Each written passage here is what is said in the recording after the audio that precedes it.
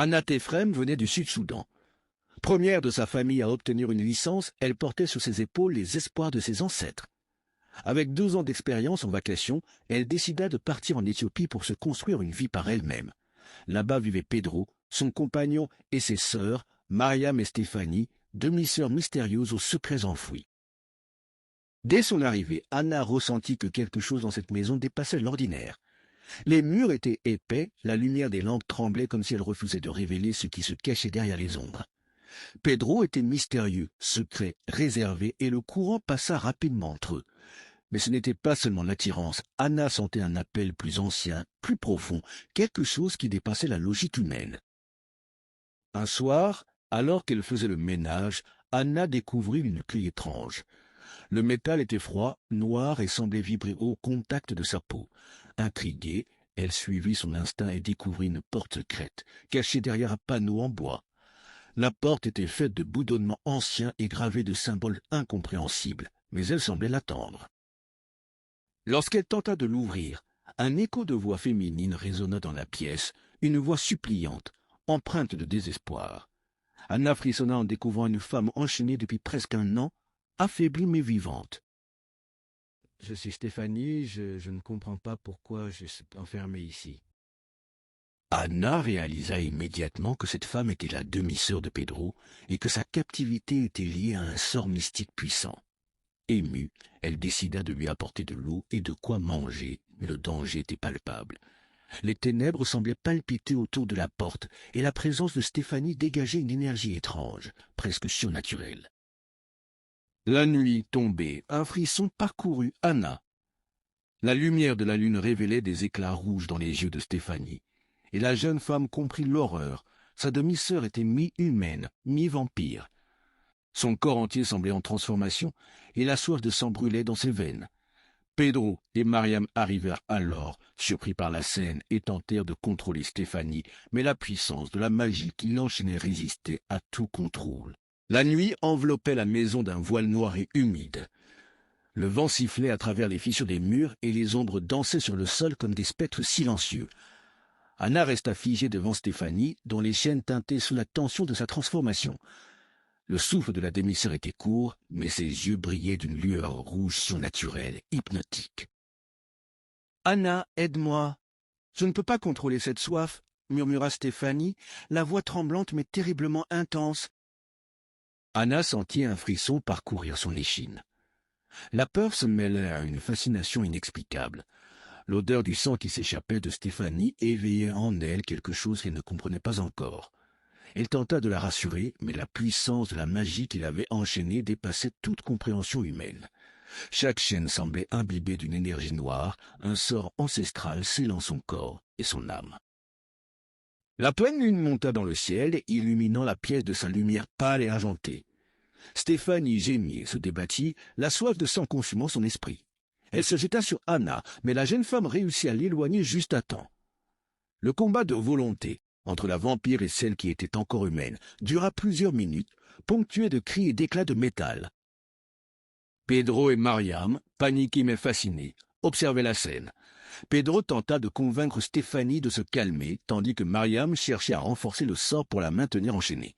Mais Anna, absorbée par la vision de cette puissance surnaturelle, sentit son propre sang battre différemment. Une part d'elle-même se mit à désirer ce pouvoir, cette transformation, cette force. « Si je pouvais comprendre, sentir, » pensa Anna, le cœur battant, la gorge sèche. Stéphanie, consciente de l'attirance d'Anna pour ce monde interdit, murmura. « Viens avec nous, ou nous finirons avec toi. » Anna hésita. Sa peur était immense, mais l'attraction pour ce monde mystique et interdit était plus forte encore. Elle accepta finalement, la peur se transformant en une curiosité effrayante. Ce fut le début de sa transformation en vampire, une initiation douloureuse et exaltante. Les jours suivants furent marqués par des rituels étranges, des nuits de chasse et des moments où le sang et la puissance semblaient guider ses pas. Anna apprit à maîtriser ses sens, à percevoir le monde différemment, à sentir la peur et la vie autour d'elle. La maison elle-même semblait vivante, respirant au rythme de son nouveau cœur vampirique. Pendant ce temps, Alex et Bran, ses parents, s'inquiétait de son silence. Alex tenta de la joindre par téléphone, mais Anna, désormais consciente de sa nouvelle identité, usa de stratagèmes, maquillage pour rajeunir son apparence, appel vidéo pour rassurer ses parents, tout en cachant ses yeux rougeoyants et ses canines acérées. Mais les rumeurs circulaient. Une amie d'Anna se rendit au domicile des Téphrem et apprit que la jeune femme n'était plus là. La peur s'installa dans le cœur des parents, et Alex décida qu'il devait intervenir, ignorant encore l'étendue du mystère vampirique dans lequel sa fille était plongée. Quelques semaines après sa transformation, Anna avait appris à contrôler ses instincts, mais pas totalement. La maison de Pedro et ses sœurs résonnaient des murmures des vivants et des cris des morts, une atmosphère lourde et suffocante, chargée d'énergie ancienne. La pleine lune illuminait chaque recoin, projetant des ombres déformées sur les murs et faisant briller les yeux de Stéphanie et Mariam d'un éclat surnaturel. Alex, le père d'Anna, inquiet, avait décidé de se déplacer avec Bran pour retrouver sa fille. Leur arrivée ne se fit pas discrète. Les portes grinçaient, le vent sifflait, et Anna, avertie par ses sens vampiriques, sut qu'ils approchaient. Elle se cacha, maquillée et déguisée, mais le cœur battant. Elle savait que ce moment serait décisif, confrontation, contrôle ou destruction. Lorsqu'Alex pénétra dans la maison, il croisa le regard d'Anna. Ses yeux humains ne voyaient qu'une fille qu'ils avaient élevée, mais Alex sentit quelque chose d'étrange. L'aura qui entourait Anna n'était plus celle d'une simple humaine. Bran posa ses questions habituelles, inquiète du comportement étrange de sa fille. Mais Anna savait qu'elle ne pourrait pas revenir en arrière. « Anna, parle-nous, que t'arrive-t-il » demanda Bran, la voix tremblante. Anna tenta de détourner la conversation, de brouiller les pistes. Mais le contrôle qu'elle avait sur ses émotions commençait à vaciller. La présence de Pedro, de Stéphanie et de Mariam dans l'ombre était palpable, et le surnaturel ne tarda pas à se manifester. Dans un accès de rage et d'instinct de survie, Anna blessa son ex, qui tentait de la retenir. Le sang coula, rouge et épais, tachant les murs et le sol. La peur et l'horreur se mêlaient à l'adrénaline et Anna sentit la puissance vampirique couler dans ses veines comme un feu noir. Le corps de l'ex fut achevé dans un geste brutal et la police fut déconcertée, incapable de comprendre l'ampleur des événements. Quelques jours plus tard, Alex décida de revenir, cette fois avec toute sa famille pour récupérer Anna. Mais elle, prévoyante, utilisa ses camarades pour brouiller les pistes. Le conflit éclata. Violent et chaotique. Les cris, les hurlements et le métal des chaînes brisées résonnaient dans toute la maison, donnant au lieu une atmosphère de cauchemar vivant. La demi-sœur Stéphanie, incontrôlable, fut tuée au cours de la confrontation. Pedro et Mariam, désespérés et enragés, tentèrent de se venger, planifiant d'éliminer les deux frères d'Anna. Mais Anna, guidée par son instinct et l'aide de son père Alex, neutralisa les menaces et protégea ses frères. Le sang coula à nouveau, les cris de douleur et de peur se mêlant aux murmures mystiques qui semblaient émaner des murs eux-mêmes. À la fin de cette confrontation sanglante, Anna resta la seule vampire. Ses frères survécurent, mais elle comprit que son ancienne vie humaine était désormais révolue. Elle quitta la maison, disparaissant dans la nuit, laissant derrière elle un mélange de peur, de mystère et de fascination dans le cœur de ceux qui avaient survécu. La nuit était dense, comme un voile noir jeté sur la terre.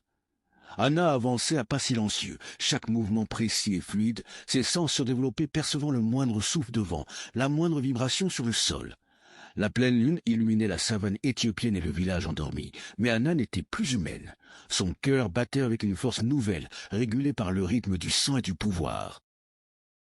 Derrière elle, la maison résonnait encore des cris, des chaînes brisées, des éclats de voix déchirés par la rage et la douleur.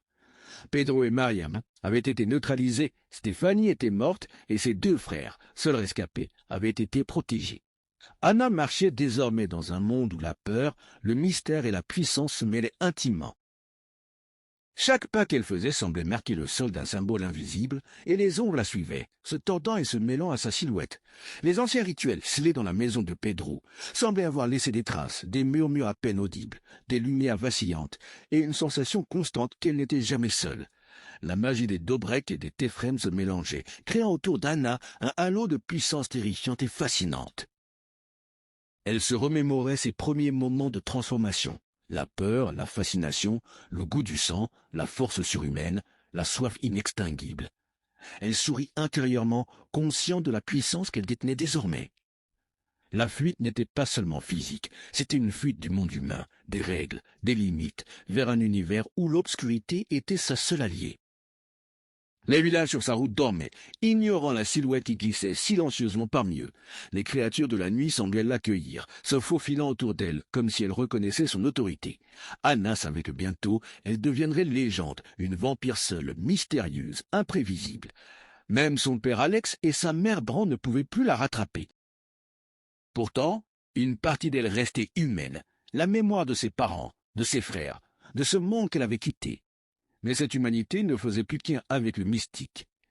Chaque battement de son cœur, chaque éclat de lumière dans la nuit, chaque souffle du vent lui rappelait que la transformation n'était pas seulement physique, elle était totale, spirituelle et irréversible. La route devant elle était longue, sombre et pleine de dangers. Mais Anna ne craignait plus rien. La peur des hommes, la cruauté des humains et la faiblesse de son ancien corps n'étaient plus que des souvenirs. Elle était la légende vivante de deux familles, Téphrem et Dobrek, désormais mêlées par le sang, le pouvoir et l'ombre. Et alors qu'elle disparaissait dans les ténèbres, un frisson parcourut la nuit. Quelque part dans l'obscurité, d'autres yeux la regardaient. Des murmures circulaient parmi les villages et les forêts. Ainsi s'achevait l'histoire d'Anna Téphrem, fille, amante, vampire, survivante. Une existence entre la lumière et l'ombre, entre le mystique et l'horreur, prête à écrire un nouveau chapitre, invisible mais terrifiant. Seigneur de Tension et vous à sa place, qu'auriez-vous fait? Auriez-vous accepté de devenir vampire pour survivre, ou auriez-vous choisi de mourir? Pensez-vous qu'Anna a bien réagi?